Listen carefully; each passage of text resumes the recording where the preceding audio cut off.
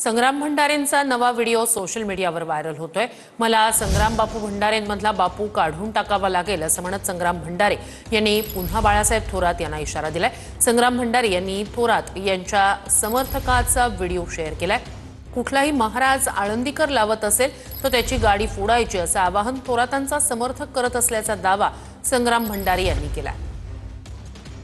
माझं एवढं सांगणं आहे, या महाराजांनी यापुढे कुठल्याही महाराजांनी आळंदीकर म्हणून लावायचं नाही, त्यांना त्यांचं गावाचं नाव लावायचं।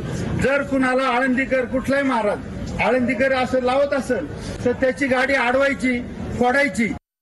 तुम्ही हल्ल्याचं समर्थन केल्यामुळं आज महाराज लोकांच्या गाड्या फोडून टाकायच्या असं बोलायला लागलेत तुमचे समर्थक। बाळासाहेबजी थोरात, तुमच्या समर्थकांना माझ्यावर राग आहे, फोडून टाका माझी गाडी। पण इतर कोण्या हिंदू धर्म प्रचारकावर हल्ला झाला तर बाळासाहेब थोरात, मला संग्राम बापू भंडारे मधला बापू काढून टाकावा लागेल आणि मला संग्राम भंडारे व्हावं लागेल।